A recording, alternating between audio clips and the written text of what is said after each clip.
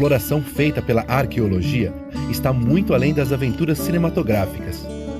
É uma ciência que possibilita o direito ao passado. Nos faz compreender através dos vestígios dos povos antigos e civilizações perdidas o caminho percorrido para a formação do que é nossa sociedade. Ganhamos com a arqueologia o direito de entender a nossa história.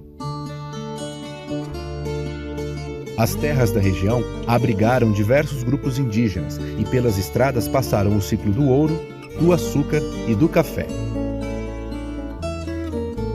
Na década de 90, arqueólogos começaram a desenvolver pesquisas com metodologia e técnica na cidade de Jacareí para entender o passado de quem aqui viveu.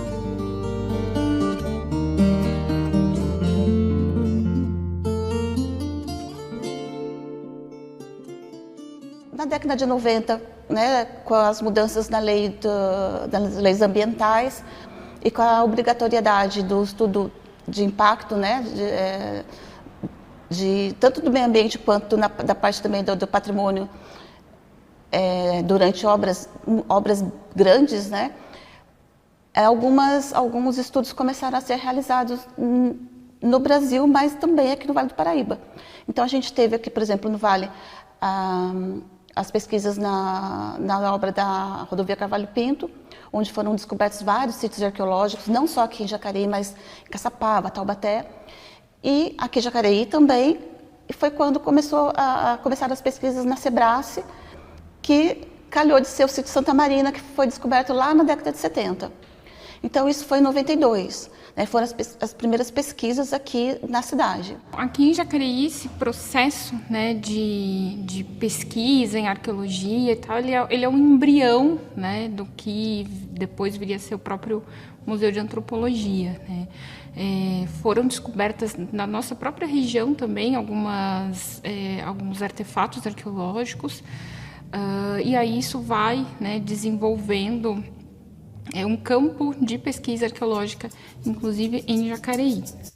Jacareí soma 10 sítios arqueológicos cadastrados no Instituto do Patrimônio Histórico e Artístico Nacional, o IPHAN.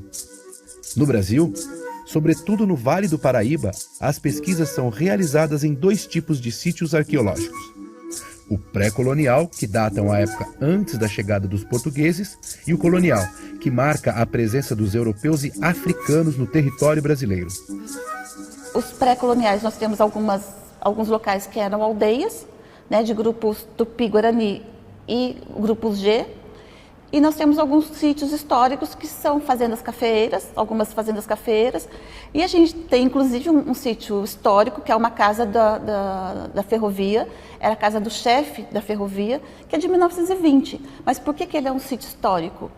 Ele é um ponto de referência ali do período, né? Ele se manteve ainda como um dos únicos exemplares daquele período. Ainda no iniciozinho já existindo o museu, né, foi entregue ao CEPEDOC uma urna funerária que havia sido descoberta aqui na cidade, enfim. Então a gente tem alguns indícios, né, aí já desse início, a pesquisa arqueológica sendo justamente o embrião do próprio MAV.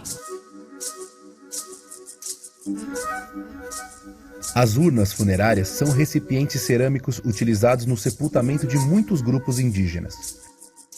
Entre os exemplares presentes no MAV, o destaque é para as urnas do grupo Tupi e Aratu. As urnas Aratu têm o formato ovoide ou piriforme. Algumas urnas dessa origem apresentam restos ósseos carbonizados, evidenciando o uso da cremação entre o grupo. Já as urnas de origem Tupi têm a forma do fruto sapucaia e podem ser pintadas ou corrugadas, ou seja, ter uma textura que lembra escamas de peixes. As urnas Tupi, que inicialmente podiam ter também a função de armazenagem de bebidas fermentadas ou água, eram utilizadas em sepultamentos, tanto o primário, quando o corpo era colocado inteiro dentro da urna, quanto o secundário, quando eram colocados somente os ossos. Aí algumas pessoas elas olham para as urnas funerárias e olham, mas como que a pessoa cabia aqui dentro desse objeto? Né? Mas é que nem sempre o corpo era colocado ali da forma que ele morreu e agora vamos sepultar. Não, geralmente era colocado em posição fetal, né? Ele era amarrado de alguma forma e colocado ali dentro.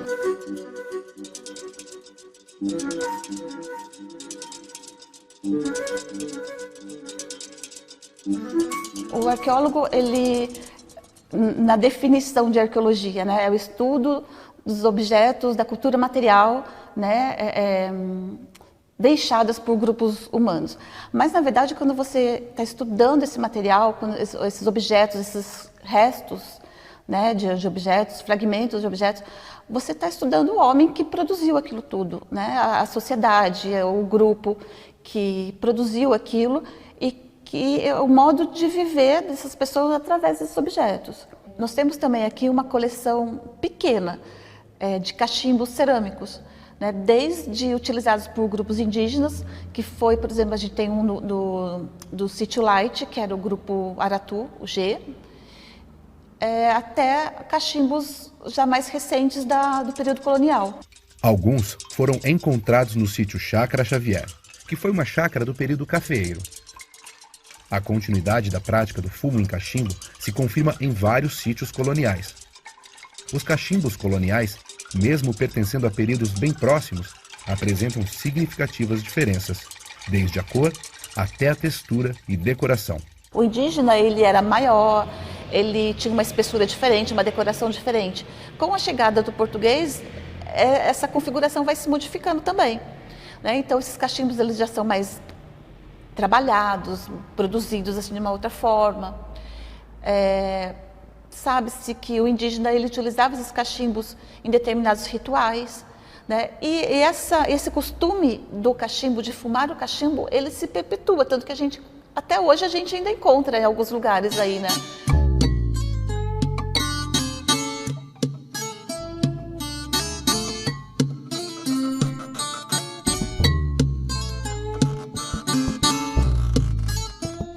O acervo arqueológico ele é muito rico, né? A gente encontra desde arqueologia pré-histórica, arqueologia histórica e muito variado. Então tem vidrinhos, artefatos líticos, a gente consegue contar a história do homem através desse acervo. Então, desde as populações indígenas que antecederam a chegada dos portugueses, a colonização, a época aí de Brasil Império, a época moderna, e o contemporâneo. Então a gente tem uma variedade muito grande nesse acervo arqueológico. Os utensílios cerâmicos podem ser feitos através da técnica de acordelamento e apresentar várias formas como a circular, a elíptica, a quadrangular ou a retangular. Muitos dos fragmentos possuem decoração plástica, conhecida como corrugada e ungulada, ou pintura com traços geométricos nas cores vermelha, branca e preta. Um padrão decorativo da cerâmica relacionada à tradição tupi-guarani. As vasilhas pintadas são objetos rituais antropofágicos tupinambá, para servir as partes internas do prisioneiro ou consumir bebidas fermentadas.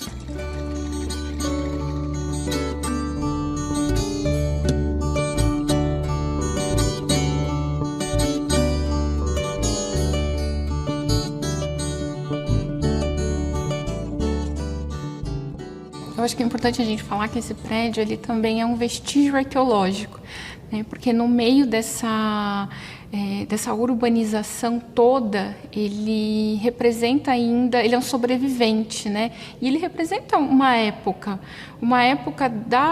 do início da urbanização da cidade, ele representa uma técnica construtiva, então ele é um vestígio arqueológico, né? Ele nos conta várias coisas para além do estudo do homem do Vale do Paraíba. Os símbolos atuam fortemente no comportamento humano. A vontade de manter a história da região foi o que moveu alguns moradores de Jacareí a defender o tombamento de uma das construções mais antigas da cidade, o Solar Gomes Leitão, local que hoje abriga o Museu de Antropologia do Vale do Paraíba. A partir desse comportamento de proteção do prédio histórico, nasceu o CPDOC, Setor de Pesquisa e Documentação. O CPDOC, né, ele nasce antes do MAV, que é um grupo de pessoas aí que começa a se reunir, um grupo de jovens muito ativos na sociedade, no mundo das artes, da cultura na cidade, né? Até então, o que existia na cidade era um departamento de cultura ligado à Secretaria de Educação. É interessante observar como que os museus podem ser inspiradores, né? E eu lembrei então que, algum tempo atrás, eu havia visitado o Museu de Aparecida, e lá eu havia visto peças de cerâmica indígena daqui do Vale do Paraíba, tá? Que a dona Conceição, que eu conheci depois, havia recolhido perto da Basílica. Aí veio aquela ideia, por que então, bom, será que no Vale do Paraíba não seria interessante haver um museu que recolhesse objeto arqueológico? Eu não sabia nada, acho que ninguém sabia, aliás, não tenho certeza, ninguém sabia nada até então sobre a arqueologia do Vale do Paraíba. E esse grupo, né, muito ativo, eles se reúnem e começam então a pensar, né, o quanto Jacareí já tinha essa efervescência cultural, mas também esse viés arqueológico que já começava a aparecer alguns indícios de vestígios arqueológicos na cidade, as primeiras pesquisas estavam começando. E esse grupo é encabeçado, idealizado aí pelo próprio Osmar de Almeida, né, que então procura a prefeitura para instituir um museu. Certo, tudo bem, a gente faz um museu, mas em que lugar? Na época havia uma questão que era, o prédio de frente havia sido derrubado. Tá? Então, as pessoas... E havia um rumor que isso aqui poderia ser derrubado também, embora fosse uma escola antiga, né? Então, disso, eu falei com as pessoas, por que não esse prédio aqui do Carlos Porto? Ah, mas não é a escola mais antiga da cidade. Não sei, a gente tira a escola para outro lugar. Então, daí, assim, se fosse tão simples tirar a escola mais antiga da cidade, do lugar, né? Mas aí a gente colocou a ideia para o prefeito, né? E o prefeito, ele gostou da ideia da criação do museu, fez o projeto, foi feito na Secretaria de Planejamento e o prefeito aprovou. Tombar um prédio vai para muito além de você dizer, olha, ele está protegido, né? Tombar o prédio é você dizer direito ao passado. E usar esses espaços é garantir esse direito, né? É direito à cidadania. Então, quando você... E para além de torná-lo museu, né? Porque tornar algo museu, você também pode dizer, olha, é intocável. E tombar não é intocar alguma coisa, né? Tombar é você dar usabilidade. Então, é as pessoas poderem entrar, visitar, utilizar. Antes de ser museu, o casarão foi por mais de 80 anos colégio. Após a morte do traficante de pessoas João da Costa Gomes Leitão, o imóvel ficou nas mãos de seus herdeiros, até ser adquirido em 1895 pelo poder público para a instalação do Grupo Escolar Coronel Carlos Porto. Durante certo período, apenas o pavimento interior foi ocupado, sofrendo o prédio várias modificações, algumas delas feitas pelo engenheiro e escritor Euclides da Cunha, em 1901. E o que é interessante é que quando o processo de tombamento ele foi redigido, quem redigiu foi a diretora da escola. Ela deu todo o suporte, né, para o CPDOC para fazer esse documento, né, de solicitação. E ela faz essa redação, ela assina com essa exaltação a família Leitão. Entretanto, a memória escolar, ela é muito... A gente sente a memória escolar dentro desse prédio, né? Porque, assim, a escola ela esteve aqui por quase 100 anos. E enquanto, né, a família Gomes Leitão morou aqui por 30. Você fazer um museu que conta a trajetória do homem no Vale do Paraíba, num prédio que também é um momento da história do homem que mostra homens escravizados por outros, na verdade. Então, a minha visão já não era uma visão assim, do idílio, que lindo, maravilhoso preservar um prédio. Claro, pela arquitetura também, mas não era só isso, entendeu? Tinha essa visão mais sociológica, digamos assim. E daí coincidiu que nessa época, que eu já estava trabalhando no CPDOC, foi descoberto o sítio Santa Marina lá, de repente. Né? Por acaso descobriram, né, as peças arqueológicas. Então as primeiras urnas funerárias, né, que tiveram, veio da minha mão. Então, aí eu redatei o fato à Valdiza, mais do que nunca agora, Osmar, o museu tem que ter um núcleo de arqueologia. E quando a gente pega esse processo de tombamento, né, que foi encabeçado aí pelo CPDOC, eles não tinham ainda a ideia de um museu de antropologia. Eles falam em transformar em um museu da cidade para dar esse viés cultural, né? Porque até aquele momento o CPDOC ele já seguia uma linha de tombar apenas prédios que tivessem aí uma destinação cultural. Então, eles justificam dessa forma a ideia de criar esse museu.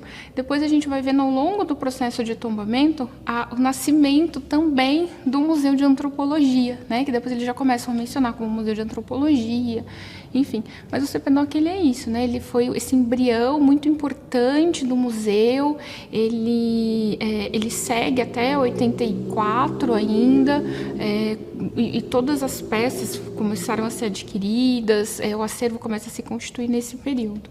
Na Europa, os europeus colocavam a arqueologia vindo de uma tradição histórica, porque na Europa a arqueologia veio de departamentos de história. Ela foi institucionalizada nos departamentos de história. Então era visto dessa questão. Já nos Estados Unidos foi a antropologia que cuidou da arqueologia. Então, para os americanos, esse Franz Boas, que era o antropólogo que ela admirava, a arqueologia era um estudo das sociedades nativas pré-descoberta da América. Então, para ele, os americanos atuais que viviam naquela época eram descendentes, realmente é verdade, muita gente daquele tempo, né? Então, é diferente da visão que os europeus tinham da pré-história deles, entendeu? Então, por isso que a arqueologia seguramente deveria fazer parte da antropologia. O MAV, ele é um divisor de águas dentro da própria museologia. Ele é um dos primeiros museus a ser criados do que a gente chama da nova museologia, né? Com um olhar para as pessoas comuns. Então, acho que aí já tem um começo, porque quando um governo, né, uma municipalidade que é gerida em um momento de ditadura e que olha para... faz esse olhar, né, não para os vencedores, mas teoricamente para os vencidos, para aquelas pessoas que fazem a cidade de fato, é um divisor de águas muito grande, né?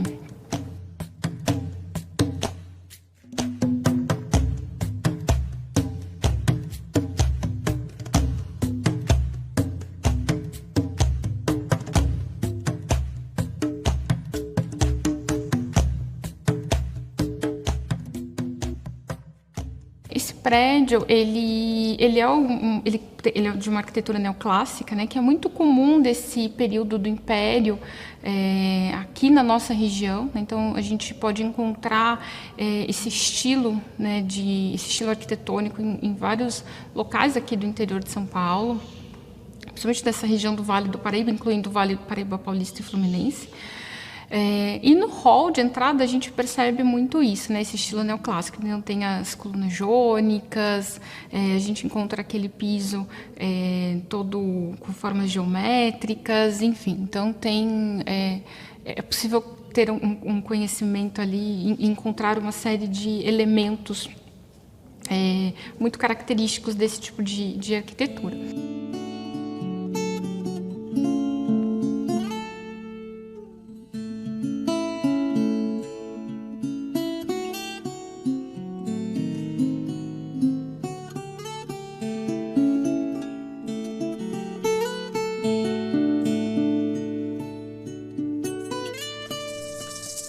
Além dessa exposição entre coleções, nós também temos a exposição Sabores do Vale, que justamente na linha dessa antropologia, né, a gente caminha um pouco aí na antropologia da alimentação. Então, para falar a importância da comida, não aquela comida que nos sacia fome, mas a comida que nos torna indivíduos na coletividade. Atualmente, o acervo arqueológico do Museu de Antropologia do Vale do Paraíba está contabilizado em torno de 400 mil fragmentos. Somado a outras coleções do MAV, entre as peças sacra e a pinacoteca, esse número chega a 450 mil peças. O MAV, né, e a Fundação Cultural, eles são cadastrados junto ao IPHAN para ter a legalização tanto de manter esse material quanto também de realizar pesquisas, né, e fazer pesquisas em sítios arqueológicos, a salvaguarda e o resgate desses materiais também. No Brasil, nós podemos considerar assim, que a grande parte das pesquisas arqueológicas elas estão sendo feitas através através da arqueologia de contrato, que são essas pesquisas em grandes empreendimentos, né? Nós temos, por exemplo, também arqueologia acadêmica, que são feitas por universidades, muitas vezes em parceria com universidades de fora, museus de outros países. O acervo arqueológico, ele vem sendo pesquisado por uma série de pessoas, só que, como eu falei, são 400 mil fragmentos, né? Então, ainda existe uma parcela muito grande desse material que precisa, que urge por pesquisa, né? Inclusive, quando existe um material que nós temos aqui, que é um material da Light, né, do sítio arqueológico Light, que ele precisa muito ser pesquisado, porque nós acreditamos que essa pesquisa vai mudar um pouco as noções do que nós tínhamos de povoamento indígena aqui, né, de passagem tanto de alguns povos quanto de assentamento de outros povos aqui na nossa região. Então, esse acervo ele precisa muito ainda, necessita muito ainda ser pesquisado, né? E para fazer essas pesquisas, né, o museu ele é aberto a qualquer pessoa, tanto da academia quanto pesquisadores autônomos que tenham interesse em fazer e divulgar suas pesquisas. Por exemplo, nós temos aqui a Letícia, que é uma doutoranda da USP, do MAI, que começou a fazer um levantamento do material lítico, né, de determinadas regiões aqui do estado de São Paulo, e a gente tem algumas dessas peças aqui. E através da Letícia, na USP, ela tem uma amiga que também trabalha com material lítico, focando no outro ponto, que veio para cá também fazer pesquisa nesse material, né? E junto com a amiga dela, que é a Renata, veio também a Mercedes, que é uma professora, orientadora da USP também, que já se interessou em conhecer um sepultamento que a gente tinha aqui no acervo. E aí foi muito que automática a coisa. Ela já viu o sepultamento, já analisou para a gente, assim, eu quero analisar o material, posso analisar? E já sentou e já fez todo o levantamento. E a partir daí já surgiu a ideia de levar esse material para a Áustria, para os Estados Unidos, para datação. Então, uma coisa foi puxando a outra.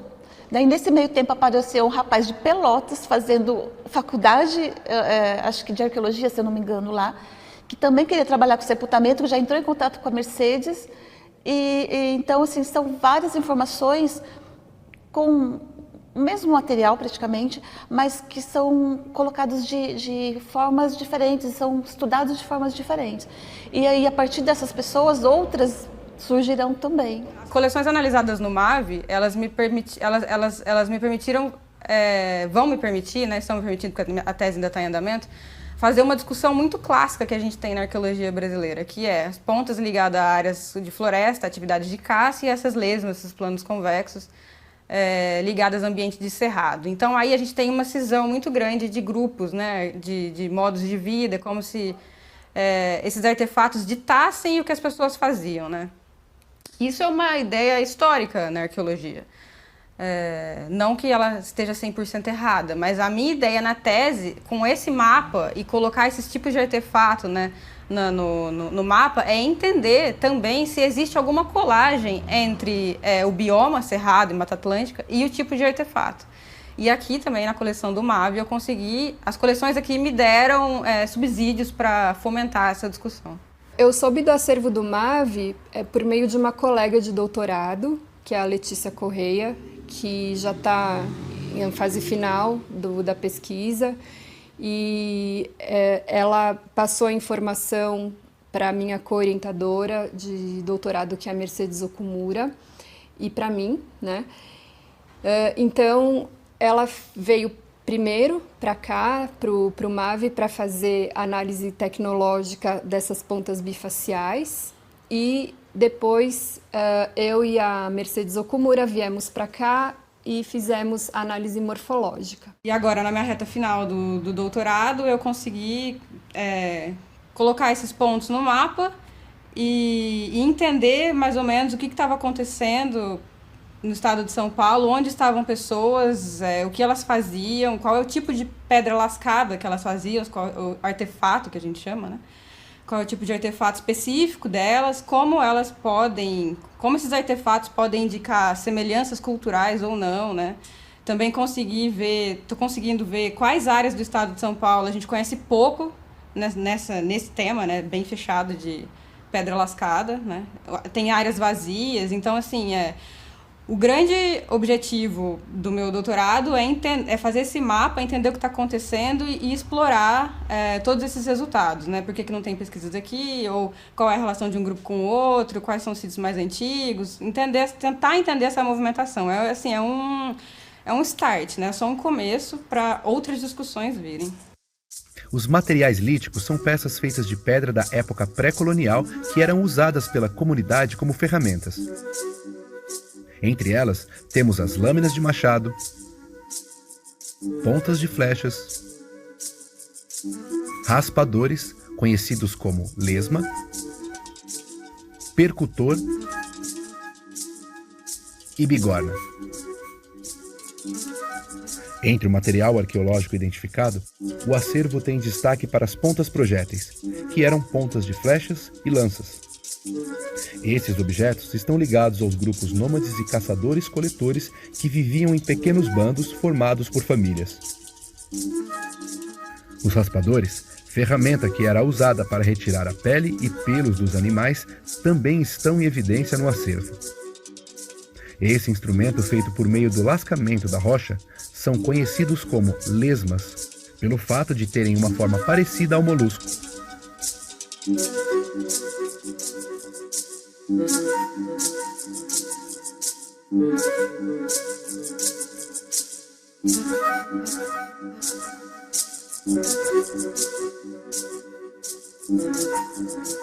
Esse sítio São Manuel, ele tem um outro tipo de artefato que não são pontas, que é conhecido popularmente como lesmas ou artefatos alongados, plano-convexos, né? Que tem uma coleção densa também desses artefatos e que ajuda a entender a ocupação do Estado de uma maneira teórica, porque existe uma ideia de que ferramentas, instrumentos específicos são feitos para um uso específico, né? Então, as pontas são para caça, essas lesmas são para atividades de corte, de raspagem, né? Então, tem uma ideia de que as pontas eram usadas mais em áreas florestadas, mais florestas, e essas lesmas em áreas mais de cerrado, esse ambiente mais aberto.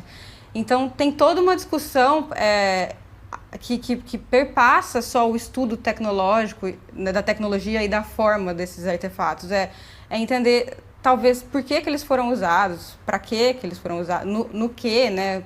Por que tem grupos no centro do estado de São Paulo que tem pontas e esses tipos de artefatos, mas tem grupos lá no extremo, lá no oeste, que só tem lesmas, né?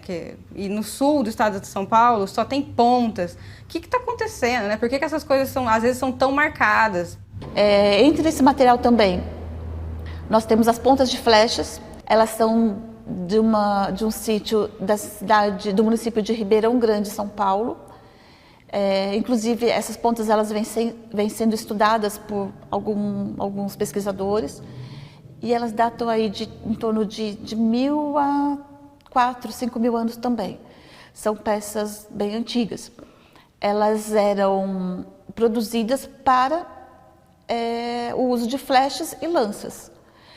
É onde se exigia um lascamento mais aprimorado, mais detalhado, a necessidade de rochas mais apropriadas também. Não era qualquer rocha que conseguia lascar para produzir uma ponta de flecha. E o interessante dessas pontas é que desses projéteis, é que elas vêm de sítios onde em um deles foi constatada assim, uma infinidade de pontas, de projéteis, de pontas de flecha. E pontas que você vê que elas não foram terminadas. E que indicou ali que ali era uma oficina de produção. É como se fosse uma escola, né, para que os homens, as pessoas, os indivíduos daquele grupo, eles começassem a produzir as peças. Entre os objetos aqui, principalmente objetos de material lítico que nós temos o tembetá, que de todos os sítios aqui, né, que nós estudamos ou que nós temos a guarda do material, nós temos aqui acho que 3 exemplares. Um está completo e os outros 2 fragmentados. Ele é um objeto simbólico, ritualístico do grupo Tupi-Guarani. de vários outros grupos também, mas o que nós temos aqui é Tupi-Guarani. O tembetá é um objeto usado por membros masculinos de alguns grupos indígenas da América do Sul como adorno corporal, proteção espiritual e indicação de amadurecimento sexual. Era produzido a partir do polimento da pedra por um xamã. Geralmente, em quartzo, o adorno em forma de T era constituído por uma placa curva fina, moldada para as gengivas. Para a perfuração do lábio do menino, se utilizava uma agulha grossa de madeira. Para aliviar a dor durante o processo, era comum o consumo de uma bebida fermentada feita de milho, o cauim. Neste ritual, os participantes pediam para que o tembetá protegesse seu proprietário da morte. Antes mesmo de ir a campo, o arqueólogo já tem traçado certos objetivos. O pesquisador, através de métodos e técnicas utilizadas pela arqueologia, como abertura de poços testes, realização de sondagens, trincheiras e decapagens,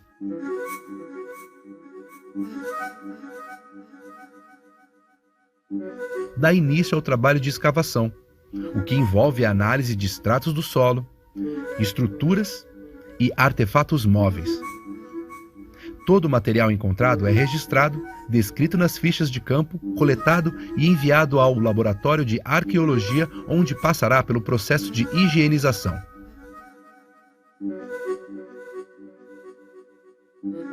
O material, a partir daí, ele é levado para o laboratório, todas as peças são higienizadas. Antigamente se lavavam as peças, hoje em dia elas não são mais lavadas, elas são escovadas, elas são... você limpa com algodão ou alguma coisa muito macia, né? Todas as peças, todos os fragmentos, e eles são numerados, inventariados, né? Numa ficha, eles são registrados numa ficha. E aí começa-se a parte de análise do material. Você, por exemplo, a cerâmica, você vai ter análise de tamanho, você vai ter de análise de tipo de decoração, se é decorado ou não é, se ela remonta com algum outro fragmento, se remonta, que tipo de peça que é aquela, é uma tigela, um pote. A partir disso você vai conseguir entender, esse pote então servia para cozinhar algum alimento, ou era para armazenar água, ou era para armazenar outro tipo de alimento também. A pesquisa arqueológica ela não se finda quando o material é retirado da terra, muito pelo contrário, é ali que começa, é o início de tudo. E isso, com o passar dos anos, vai se modificando também, porque um material ele pode ter sido pesquisado há 20 anos atrás, um maior número de informações que, com as técnicas que se existiam naquele momento, foram retiradas. Mas hoje, passado esse tempo, a gente volta para aquele mesmo material, com outro olhar, com outras técnicas, com outras tecnologias disponíveis, e a gente descobre mais. A análise das peças do MAV me deram uma dimensão totalmente diferente do comportamento dos materiais analisados que eu esperava, né? Então, embora o MAV seja aqui em Jacareí, as peças que estão aqui são de outros municípios, né? Então, o MAV, ele não retém só coisas da cidade. Ele está guardando artefatos, né, objetos de muitas outras cidades aqui. E é extremamente importante a gente entender que a pesquisa acadêmica, arqueológica ou qualquer outra que for, a gente tem que primeiro tentar ir atrás de coleções, pelo menos é o que eu penso, né? Por experiência na arqueologia, a gente tende a querer analisar coisas que acabaram de sair da escavação e a gente tira meio que a importância das coleções que já estão no museu. E aqui, no mínimo, eu analisei 6, eu tinha outras coleções para analisar aqui, mas dessas 6 que eu analisei, 3 ou 4 são extremamente importantes porque tem datas, são densas, em pontas, né? Elas mostram uma discussão muito importante na arqueologia, que é a relação entre grupos que vieram do sul, né, de Santa Catarina, passaram no Paraná e tudo, e chegaram em São Paulo. Eu acho que a importância desse acervo para a Fundação Cultural, ela vem primeiro assim, como uma forma de validação do nosso trabalho aqui na cidade e da Fundação enquanto instituição de pesquisa. E agora, principalmente o MAV, né, porque agora nós estamos trabalhando diretamente com o MAV, agora nós somos o setor do museu. E eu acho que isso vem também dar força tanto para o trabalho arqueológico quanto para o MAV também, né, porque a gente junta forças, né? São equipes pequenas, mas equipes que estão se empenhando a esse trabalho todo. Então, é uma forma do museu hoje ele ser considerado também como uma instituição de pesquisa. A gente precisa valorizar essa importância que esse museu tem como um local de salvaguarda de artefatos arqueológicos que pertencem a tantos sítios ou, né, a tantos locais diferentes aqui no estado de São Paulo. Que o museu possa ampliar o trabalho de arqueológico do Vale do Paraíba, que eu acho que por enquanto é limitado ainda ao Vale Paulista. Eu acho que o museu deveria, quando a gente pensou no museu, o Vale do Paraíba não é só daqui, o Vale do Paraíba vai até Campos do Estado do Rio. Tá? Então, quer dizer que o museu possa fazer pesquisas arqueológicas em toda a região até, entendeu? Não apenas aqui, certo? Agora, é claro que existe a pesquisa, até que eu gostaria de colocar isso aí, na esteira do que aconteceu. A gente pensou inicialmente na pesquisa arqueológica lá da indígena da pré-história do Vale do Paraíba, né? Mas na sequência, quando o Valdiza, o museu começou mais a ser estruturado, nós pensamos até na história da arqueologia industrial, né? Quer dizer, que é uma coisa interessante fazer também da arqueologia industrial do Vale do Paraíba. Então, quer dizer, não era só apenas da arqueologia indígena, digamos assim, né? Então, acho que tem muita coisa ainda que o museu pode ser feito. O museu é um processo em construção, não é uma coisa definida já, que está... como a gente pensou lá no começo, não seria aquele museu de curiosidades, museu não, gabinete de curiosidades que você fala, né? Que um pouquinho de uma coisa, um pouquinho de outra. É um museu vivo que mostra como é que foi a trajetória do homem na região, e eu acho que tem muito por fazer ainda, sabe? Então, fico muito feliz pelo nível que atingiu hoje, mas eu acho que ainda, não é que não esteja contente, estou muito, mas ainda não totalmente satisfeito, porque acho que tem muito por fazer ainda. O acervo arqueológico ele tem uma importância muito grande, porque ele nos diz de onde viemos, né? Então, quando ele é pesquisado, principalmente, ele nos ajuda a montar o quebra-cabeça da nossa história. Fala-se, né? Espero que hoje essa mentalidade esteja mudando, mas que o Brasil foi descoberto em 1500. Só que, na verdade, nossos antepassados já estavam aqui. E quem foram, por onde andavam, como viviam, né? É importante da gente saber. E também, quando a gente pensa nos períodos posteriores, a arqueologia, o acervo arqueológico, nos diz como era composta essa sociedade. E a arqueologia, ela nos possibilita olhar para as pessoas comuns, não para os grandes nomes, né? Porque ela foi encontrada embaixo da terra, aquilo que queria de algum modo ser escondido. É o cachimbo que alguém fumou, que uma pessoa que estava caminhando por ali se desfez daquele material, e isso nos possibilita entender como que a sociedade, como que era a dinâmica das sociedades, né? Então, esse acervo arqueológico ele é muito importante nesse sentido. Como que é importante quando você tem uma ideia, né? Eu acho que a psicologia o pessoal chama de insight, talvez, é isso, né? Pensar uma coisa assim, nossa, fazer um museu em Jacareí, mas por quê? E hoje, né, passar tantos, mais de 40 anos, e ver que o museu atingiu esse nível, né? Quer dizer, que quando você tem uma ideia que pode ser inovadora, né, você não limitar e achar que aquilo não tem condição de fazer. Entendeu? Eu fico muito feliz com isso, porque o museu tem um reconhecimento nacional, né, acredito até que internacional possa ter, né, principalmente na área de arqueologia, que é aquilo que a mim motivou de criar o museu, entendeu? De que me levou a chamar as pessoas para criar o museu. Quando eu pensava, basicamente era lá da história do início da pré-história do Vale do Paraíba, entendeu? E não, claro, a sequência também da parte tecnológica, mas principalmente a arqueologia. Então, quando eu vejo a arqueologia hoje com esse nível aqui no museu, me traz muita felicidade ver que isso está acontecendo.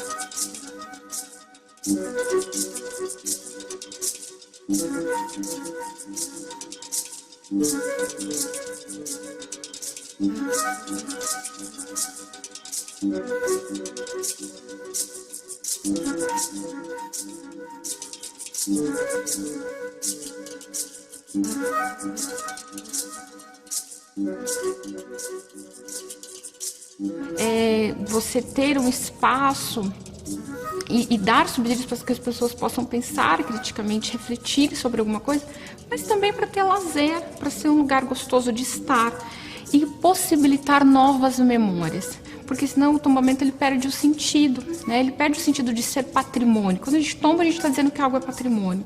E patrimônio ele tem essa função, né? De lembrar, né? Nos lembrar de quem fomos, mas também nos possibilitar ser novas pessoas, né?